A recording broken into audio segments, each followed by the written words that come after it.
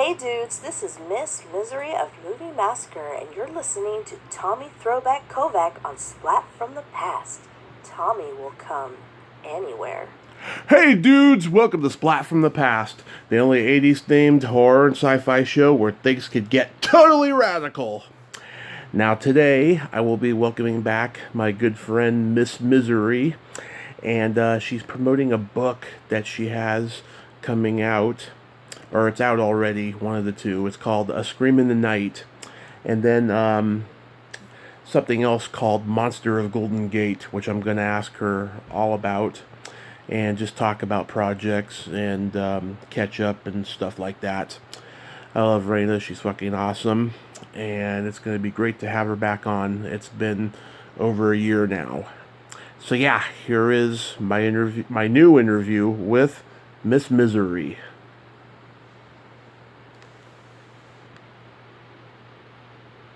What's up, Raina?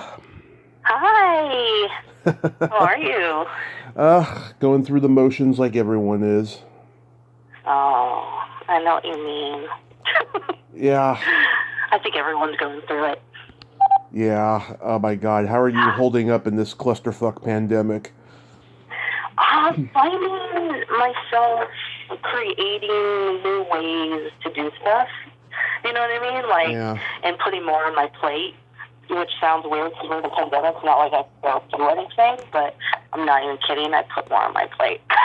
Is that crazy? So Yeah. in other words, I'm just trying to stay busy. Yeah. Fucking. On top of already being busy. Yeah, everything I had got canceled on me. Gonna try my horror show again, do it at the cable access station in Pacifica because I have a friend who works there, and she was involved in it. She was involved in it long before last year, you know, when I was trying to get it done, and I got fucked over with that. And then I was going to ask people to help me finance, you know, my script I want to make. And then, of course, you know, the LA move got canceled again. And then my mom's accident happened in July. That sucks. Yeah. It happens, but you know what they say, what goes down must come up. Yeah. Well, let's see what happens, baby. Yeah. I mean, she's getting better and she's recovering nicely and stuff. That's good. But I'm just worried what's going to happen. I'm so sad because I miss hugging people and seeing my friends, you know. It's difficult, right? Like at first you're like for me at first I was like, okay, cool, I don't have to go anywhere or do anything or see anyone. I get to stay in my home and do stuff I want to do, and now I'm like, oh, there's people. Where is everyone? You know what I mean? You go through the ups and downs. Yeah, fucking. A week before the pandemic started, a friend of mine called me up. She had to have one of her ovaries removed because she's 50. She had a blood clot or something down there, and she was devastated and crying to me about it. And I said to her, well, you know those rainbow swirled lollipops that you get at the carnivals? Mm-hmm. I'm pretty sure that's what her fallopian tubes look like. Whoa. That made her laugh out loud. And wow. She was not crying anymore after that. Oh, that's good. That's good. Isn't it nice to bring humor into someone's life who's feeling down? It makes you feel so good, doesn't it? It does. It does. There's a lot of people that I've been talking to lately that have just been happy that I made them laugh because they needed it. That's nice. That's cool.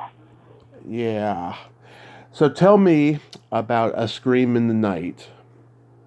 Oh my goodness, where do I start? So what happened was there was a call out for an anthology book, and someone was looking for short stories. So I submitted my short story. And then what happened was I got an email back saying that they didn't want to use my short, but they want to use it for something else. And I was like, okay, just let me know what, you know. And then they emailed again weeks later, and they're like, you know what, I changed my mind. Let's use it for the anthology book. And I said, great. They're like, okay, I'm going to do some editing, and then I'll shoot it back to you and get back to you in a few days. they got back to me, and oh my goodness, not only did they edit my story, they changed the entire story. They changed the characters, they changed the ending, they rewrote the whole thing. So I said, no, thank you, that's okay, and they apologized. I was like, don't use them, that's my story, no. So I said, screw it, I'll put together my own anthology book with my story in it, and I'll get a bunch of girls I know who are cool and who are writers to join in. Boom, there you have a Scream in the Night. Isn't that crazy? Yeah. Wow. How long did it take to write? Well, it was a short story that I had. You know how you have an idea or something you want to do in the back of your mind, and it's just sitting there until finally, bing, oh, I know exactly what I want to do with it, and know exactly how I'm going to do it, and you do it. That's usually how my writing goes.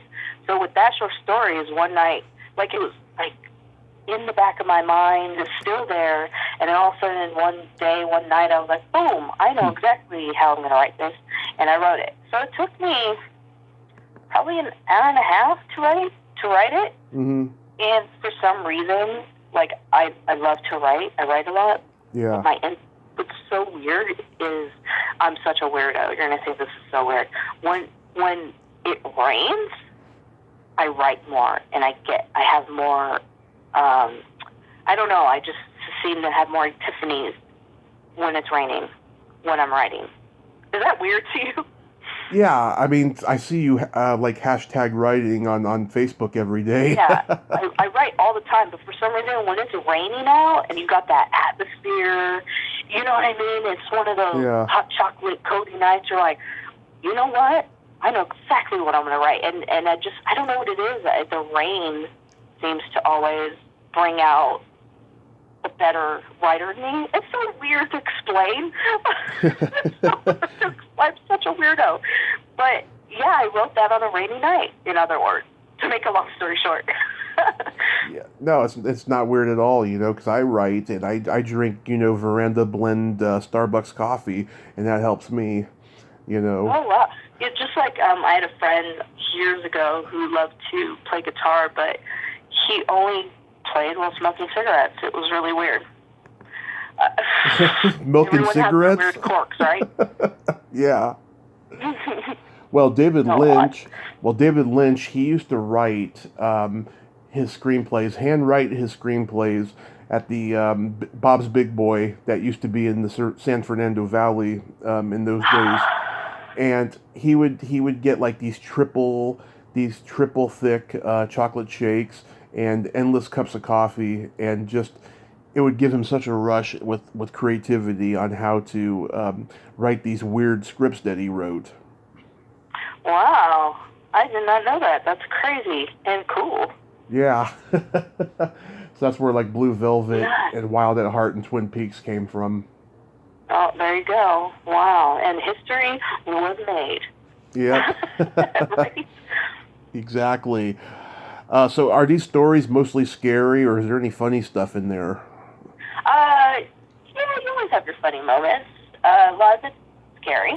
Mm-hmm. But there's some lighthearted moments for sure. It's 13 stories by 13 different women, and it's published through Black Bed Sheet Books, my publisher, who is Nicholas Krabowski, who's really, really cool dude. And he was so behind me when I had pitched the anthology book. He could not wait to get it released. And I actually started last year getting women on board and stories. So it was like one of those crazy roller coaster whirlwinds of picking stories and doing some editing and stuff. And then I had hired on Susie Lockhart, who was who's amazing, and she ended up editing with me the entire book. She basically did a lot more than I did. She's a champ. So I was like, I leave it in your hands. And there we go. We have history right there. An all-female anthology book. I know there's a bunch out. I'm sure there's going to be a bunch more coming out. I'm debating on whether or not to do another one. I've had a lot of women get a hold of me saying they would love to be a part of the next one, so that's nice. Oh, nice. But it was one of those things where you have a baby and it's a little frustrating for the baby because you have 13 different women and 13 different stories and trying to, format and this and that. Right. It was crazy, but it's worth it at the end of anything you do, Yes, absolutely. Is there anything in there about Deborah's tits? No. Should there be? Should that be in the next one? Oh, no. Should I do a whole different type book? If you know what I mean? I would. I would. Oh, my God. You're like, I'll buy it now. Oh, I'll buy a copy anyways, but I'm just saying, though, oh, my God. Every time I see her post a picture of cleavage, I just think Cincinnati bow tie. Every time I see, I'm like, there's good old Deborah. Yeah. Good old Deborah. There she is again. Oh, there's my Deborah. She's amazing. Yes, she is. She's cool. Yes, and you two are the only ones I've heard of whose names are involved in this book I was reading. Oh, cool. Yeah, like you and her. Like who are the rest of the people in it? Oh, we've got some great. Heidi Moore has a story in it. It's horror and comedic. It's pretty cool. And she's a filmmaker out of Las Vegas. She's cool. She did Dolly Deadly, which is a cool indie film that she put together, and I think she just wrapped up the sequel. She's editing it. But there's Carson Buckingham and Ree Sheridan Rose. These are all female authors already established in the genre. And Mo, have you had the pleasure of interviewing Maureen Whelan yet? My friend Maureen. Oh, you should interview her. She's great. I've worked with her for a very long time now. She's done all kinds of stuff with me, making movies and the book and all kinds of stuff. We have stuff in the future plan. Yeah, she's great. You should check her out. Maureen Whelan. Maureen Whelan, yeah. I'll send you a link. Okay. For Facebook. Yeah, you should check her out. She's pretty cool. Nice. I met her years ago when I did my Women in Horror documentary. Mm-hmm. She's awesome. You'll love her. Let's see. I've got all kinds of people in here. I've got Deborah, of course. So a lot of the women are women already in the genre. Either they're writers or actresses or directors. And I wanted an array, of different women, not just all authors. I wanted, because, when you're a director, you write your own scripts. Of course, probably write short stories. So that's why I went out there and started looking for these women. And Deborah already wrote. She just doesn't do acting and behind the scenes and everything else.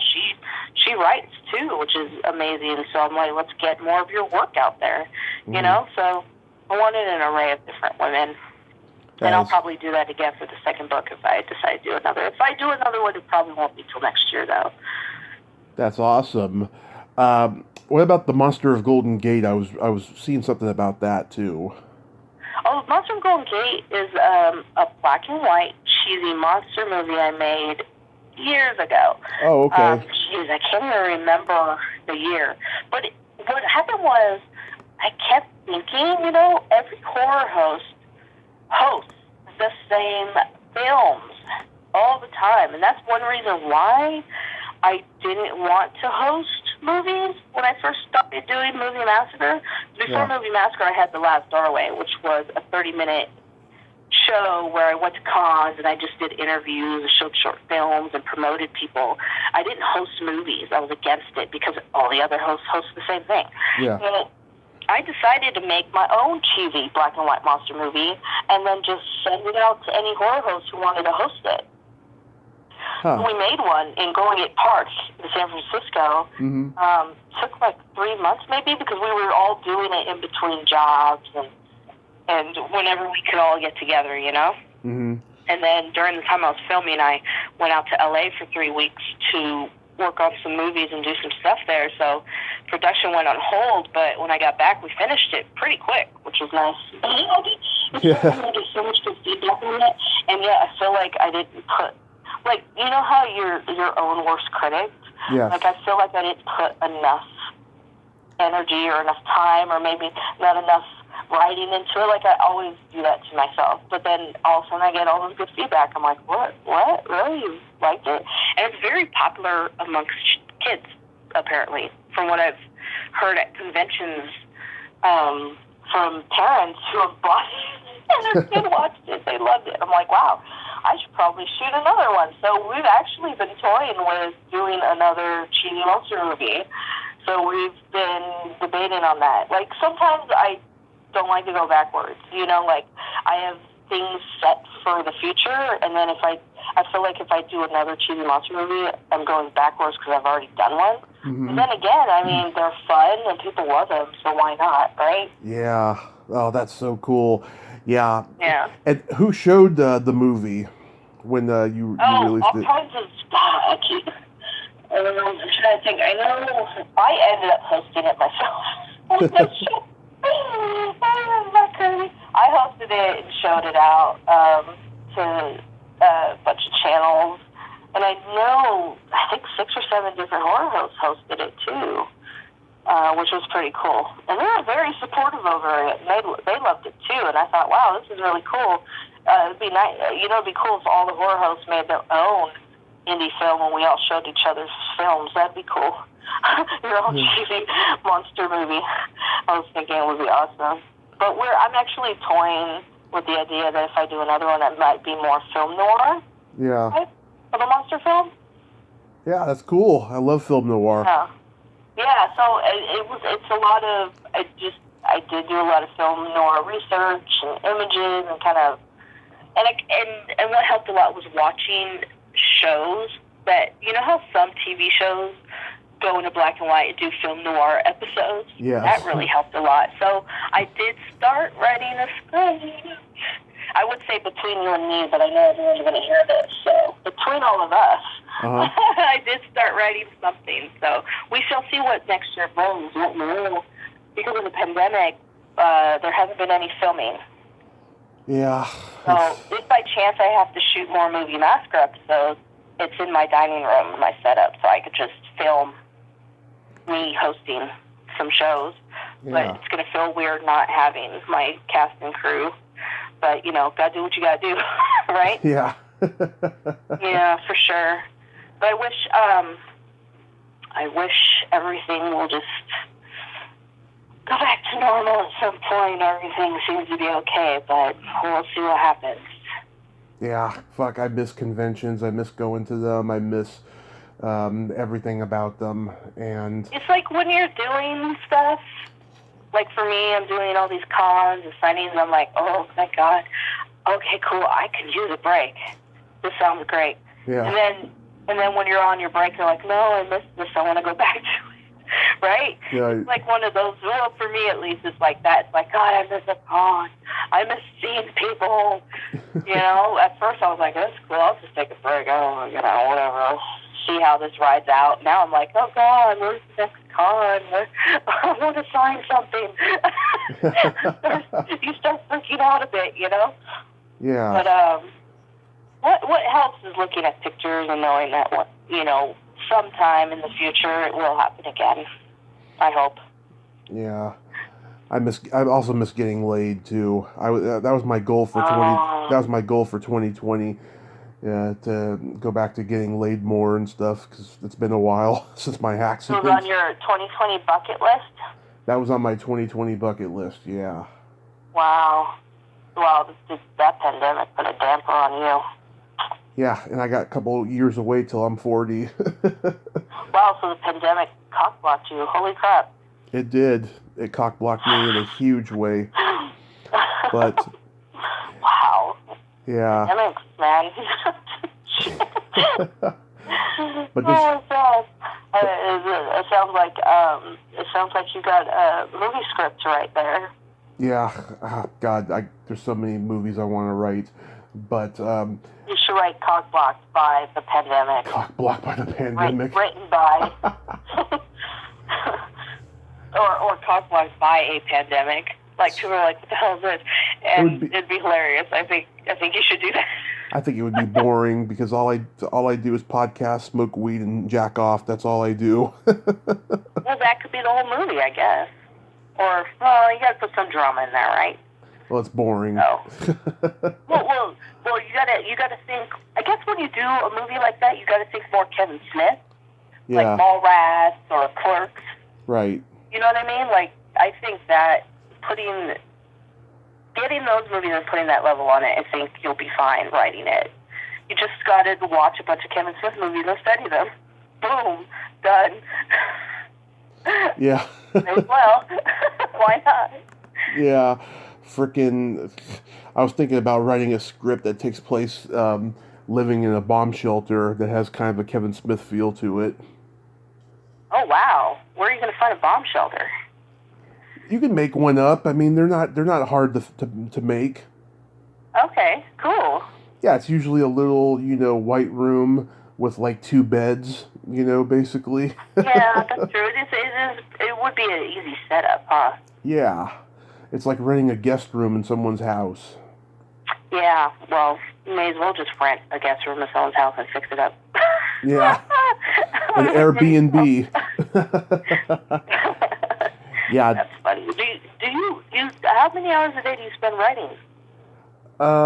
Let's see. I haven't written that much lately because I've been so busy with the podcast doing research, but I do, I've been doing 2 or 3 interviews a day plus research for months and months. Wow, that's a lot. Yeah. I mean, I was doing that before.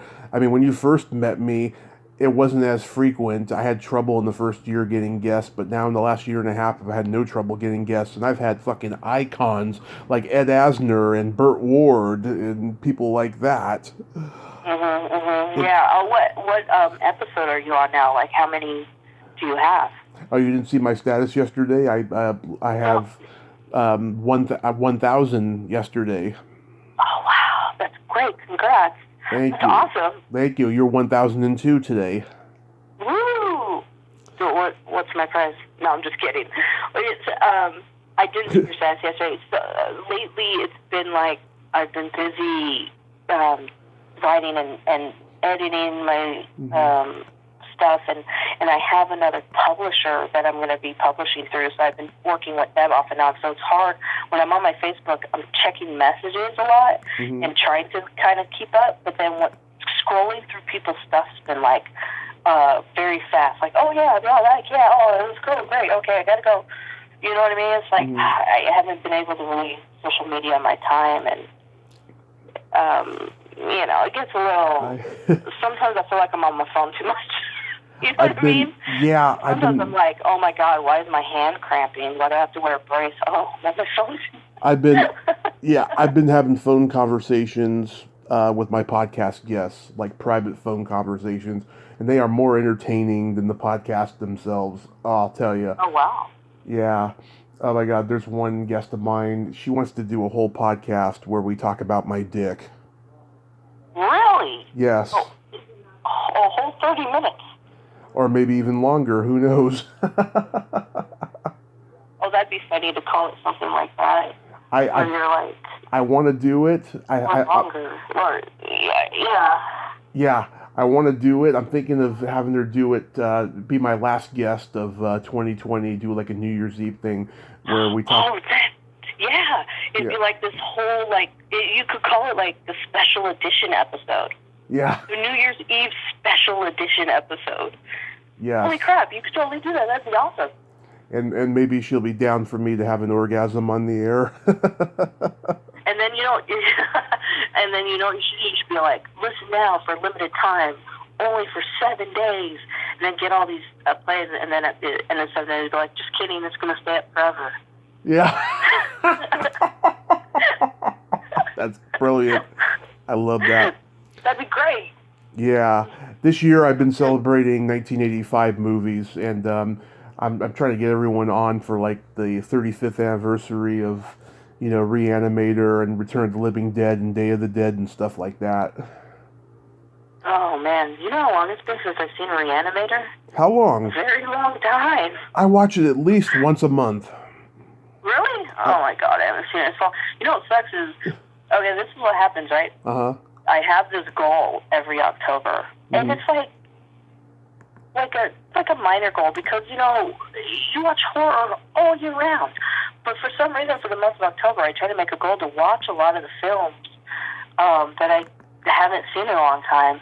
And I had Reanimator on my list for the last 4 years, and I always end up not watching it because I'm like, oh, it's okay, I'll get to it later. Oh, it's cool, I get it. I got all these other movies too. And I end up just watching the same movies I watch sometimes every year because I love them. And I feel like I don't have enough time. But then, you know what I love? I love, like, late at night when everyone's asleep, I'll turn on TV and something will be on. I'll be like, oh, crap, I haven't seen this movie in a long time. And at least it's on TV. I have to go look for the DVD. Yeah. So I'm hoping Reanimator will come on. I can just turn it on the TV. And that's one thing during the pandemic. I was like, I'm going to organize my DVDs. And no, I haven't done it yet. Because I'm busy editing and writing and Movie Massacre episodes on YouTube now and doing all kinds of crap. So it's like, oh, I got to do that. Yeah, have you... Maybe that'll be my 2021 goal to organize my DVDs. Have you... My bucket list. Yeah. Have you tried... Way different from your list. Yeah. Have you tried getting Barbara Crampton on your show? No. Isn't she a San Francisco native, too? She lives in San Francisco, yes. Yeah, she is. Yeah, she lives in S. And I have not. And I've actually had someone ask me, I had an actor ask me that before, why don't you get Barbara Crampton in one of your films? I'm like, I need to do that. And you're not going to believe this. It's actually in my notes of stuff to do. Her name's like the third down on the list. Barbara Crampton, get a hold of her. I'm not even kidding. So yeah, I do want to get her on my show, and I do want to hire her. Would be awesome. She's great. I hear so many good things about her. I'm really pushing to get her on here finally. You know, I tried getting her on here when I first started, you know, and she's like, you and I are friends, but like, you know, you're just starting and you're not a major media outlet and all this stuff, blah, blah, blah, you know, but now I'm talking to her booking manager, and I'm trying to get her on, so hopefully it'll happen. But I'll tell you, I've told the story on my Facebook status every Christmas because I think it should be inspirational. When I was homeless and I was staying at someone's house, on Christmas Day 2014, my mom and I, we went to go see Robin Williams' last movie, Night at the Museum 3, in the morning. Oh, wow. And after we were done, I think we had lunch before, actually, just before we went to go see it at Chipotle next door in Redwood City, something like that. And then she dropped me off at home, and I cried for the rest of the day because I just wished that we had a place to live at the time, you know. And she was staying in the hotel in Livermore because she just started working up there. And so I was crying, and then a friend of mine called me up from high school, called me up and wanted to go to the bar, and he was like mooching drinks off of me and shit, so I just got out of there after fucking two of that. And I spent my last money on a couple 24-ounce beers, went home, watched a Reanimator, and thought to myself, it would be so cool to know Barbara Crampton. I know she lives here in San Francisco, but it's never going to happen. I'm going to be dead soon. I was actually thinking that. I'm going to be dead soon. And a month later was my accident. And then 2 years and 2 weeks to the day of me having that thought in my head, I'm hanging out with Barbara at the Alamo Draft House to see her movie Beyond the Gates. Wow. Yeah, isn't that profound? Why are you not doing, like, a documentary on yourself through the entire time, through that whole story? You should. That would be something people want to see. I have a documentary idea. I have a book idea. I have all this stuff that I want to do and stuff, you know, but I gotta work myself up to do it, because a lot of people don't realize this. When you're doing a book about yourself or a documentary about yourself, it's very emotionally draining because you have to face things that you haven't really faced emotionally yet. You know what I mean? Yeah. So I'm trying to bring myself to doing that. Yeah, it is, but when you push yourself, and you see that final product, you'll be so glad you did. Absolutely. I mean, I've pushed myself with this podcast and seeing me interview all these great people, you know, and you know, it was great interviewing Ed Asner, but I'll tell you, you know, these big stars, they don't open up to you unless you're Barbara Walters or Larry King. I couldn't get that much out of him. It was just it was just me carrying the interview, really. But it was an honor to talk to him. But like I see all these people. I mean, I talked to a lot of people this year. I tried getting in the very beginning that I couldn't, and I look at all the hard work and perseverance. Yeah. It's all about mind control. It's all about mind control. Yeah. Like you really got to set your mind up to get your goals going, And you've done that with your podcast. So I think you'll be a success getting a book or a script written and done. I think you're on the right path because you've got your mindset on the podcast and making sure, you got enough guests and your research. I think you'll be fine. Mm-hmm. Absolutely. I mean, my biggest fear is going in debt again, like I did years ago, and I'm just now halfway done paying off a debt, But oh wow. But I think that's everyone. Yeah. I think you just described America. But I think though, at the same time, if it's in God's hands, then it'll come to fruition, I think that I really I think God had me dodge a bullet last year when I didn't get to go to LA and I didn't get to make that horror show pilot with Paul, Yeah. And so, yeah, let's see what happens in 2021. I think I did Paul had a podcast, doesn't he? Or he still does? He had one for like over 10 years. Yeah, and I was on it. I think down.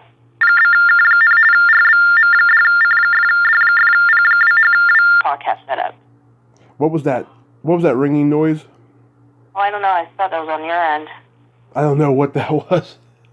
Oh. It's the ghost of Christmas past. Yeah.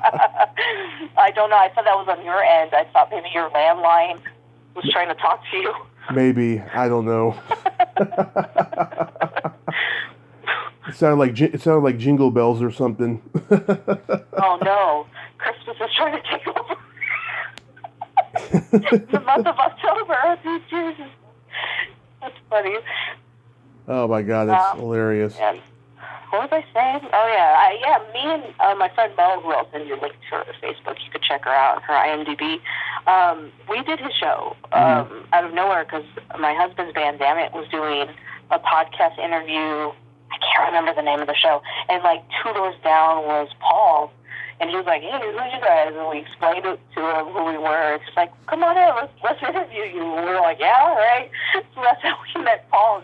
But I felt bad because, like, we did half the show, the first half, and then he was like, can you guys stay? And I go, I can't because I was in pre-production of Doll Murder Spree, and that's why Mo came down from L.A., and we were actually supposed to head off.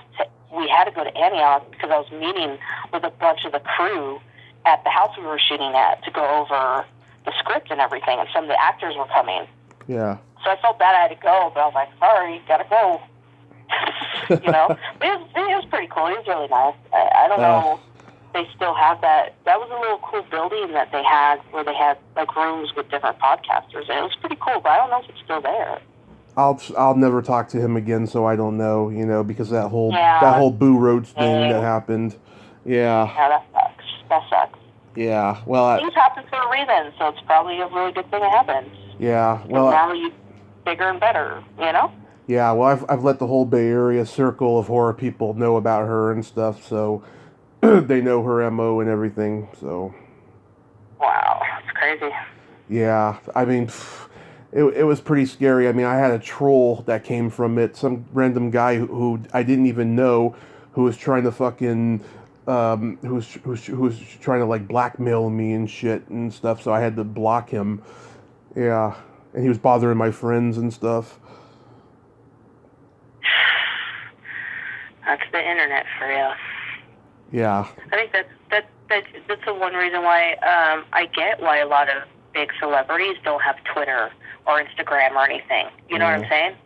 I think, who was it? Sam Rockwell. He was doing an interview. I love Sam Rockwell. He's awesome. Yeah. I really like him. And he was doing an interview, and they were talking to the actress who was in the movie. I can't remember her name, but they're like, oh yeah, I'm on Instagram, Twitter, all this, and they said, no, you're not. They came to him, they're like, you're not on social media. And he goes, no, I don't have time for that. And I was like, wow, totally get it.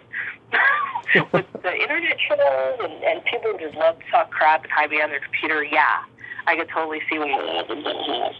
Yeah. And I think that's kind of cool because, you know, what's the point of having that and interacting with your fans, but then you just get more bull crap with it, you know? Mm-hmm. Seems like there's more bull crap that comes with it than good sometimes. Yeah. So tell me her name again, Maureen what? Oh, Whelan. Whelan. Okay, Maureen Whelan. Yeah, we've been working together for years. She's great. You'll love her. She's awesome. Uh-huh. Does she have a perverted side? Probably, yeah. I think most people do. Yeah. I guess unless you go to church, but... well, even then I've met some weird people, but anyway. That's a whole different podcast. The first time I talked to Denise Gossett, you know. Oh, Denise Gossett. She's great. Oh, I love her. Yeah, I feel so bad that she can't do the 20th Shriek Fest this year. But I know. The first time I talked to her, she told me she was no snowflake and that she doesn't get offended easily and that I could say anything and stuff. She was just like laughing. Nice. Yeah, she was just like laughing at disgusting things I said. Isn't that the best when people just totally get your humor and they get you and they're like, oh God, yeah. Mm-hmm. Yeah. Awesome. Well, I have a joke for you. Uh-oh. No, I'm just kidding. Oh God, here we go. No. Sure. What did the elephant say to the naked man? I don't know. Man, how can you breathe out of that thing? Oh God. Oh my God. That's great. I'm totally going to steal that and use it. No, I'm just kidding. No, you can. Oh, that's a good one. That's a good one. Thanks. Yeah, no, you can. Are you... more than half the people I'll sell to would be like, I don't get it. Yeah, never mind. One last thing I want to ask you before you get back to your kid. Yeah. Are you a big fan of heavy metal horror? It depends. Because I've realized that I haven't really explored it on the show, and so I've been trying to get heavy metal horror people. Right, I had EJ Curse from Hard Rock Zombies on recently. Oh, cool. Yeah, I'm trying to get. I'm hot and cold with it, you know. It's got to really grab my attention. Cool, you know. Yeah. Like anything really, but I know what you're saying. That's cool. Have you ever seen Terror on Tour? No. 1980, the soup Nazi from Seinfeld is the manager. Oh, okay. Larry Thomas, I'm trying to get him to. And I gotta check that out. It's like a quartet of Kiss-like rockers who are accused of murdering groupies while they're on tour. And it's like, who cares about the groupies, you know, even in 1980? Oh, man, I want to see that. I gotta see Yes. that. And I'll tell you, earlier this year, Rebecca McKendry did an episode of her Fangoria podcast where they're talking about heavy metal horror, and they came to the conclusion that Rocktober Blood was the first heavy metal horror film. And when I mentioned that Terror on Tour was, you know, there was no response there. And What? yeah. And Dario Argento planted the seed of heavy metal horror in 1971 with, oh God, what was that movie called? It's got a weird name. And that band, they weren't really heavy metal. They were more like a Badfinger power pop band. But that's where the seed was planted. But Terror on Tour was the first official heavy metal horror film. Oh, that's crazy. I gotta check that out. Yeah. Cool. That's good to know. Yeah, so fingers crossed I will get some more heavy metal horror people on. I'd love to get Frank Dietz, who did Black Roses. Oh yeah, Frank Dietz, yeah. Yeah, Oh, that'd be cool. that would be really, really cool. Well, Raina, Sweet. thank you for coming back on, and I hope this book is a huge seller for you. I will get a copy at some point. Thank you. Yeah, awesome. You can go through Amazon. Or, if you go to laststoriesproductions.com, I have a book section with all my books, and you could just click the link to the Amazon page from there, too. Be easy to find. So it's available on Amazon. Is there any other platform? Pretty much where books are sold. Like, if you were to look up a Scream in the Night anthology book through Yahoo, you'll find all kinds of outlets to where you can find it. But Amazon seems to be the easiest for everyone to find, to order from. A lot of people have the free shipping Prime with it, so. Yeah. Everybody's got Prime, yeah. Yeah. Yeah. All right, love, you have yourself a great rest of your day. Stay safe. You too. Thank you so much for the interview. I can't wait to do it again. Yes, and happy Halloween. I will watch your episodes on YouTube. I watched Night of the Living Dead. I was laughing out loud at your wraparound segments. Oh, awesome. Cool, man. Thank you so much. Yeah, have a good one. Okay, bye-bye. Bye. Well, there you have it. Miss Misery. Ain't she a sweetheart? Always. Love her. She is fucking awesome. Check out her book. If you like this video, everyone, please subscribe to my YouTube channel. Add me as a friend on Facebook. Join my Tommy Kovac comedian page on Facebook. Follow me on Twitter and Instagram and all that fun stuff. Well, that's all the time we have this week on Splat from the Past. Until next time, this is Tommy Throwback Kovac saying, there's no shame in living in the past, because the present sucks. Later, dudes.